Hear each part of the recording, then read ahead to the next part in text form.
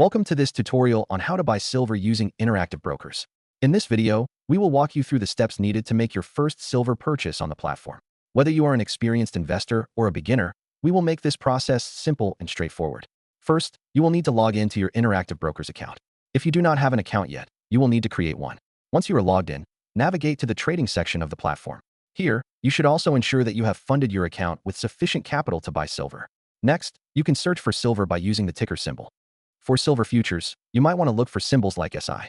If you are considering purchasing silver in other forms, such as ETFs that track the price of silver, you can search for options like SLV.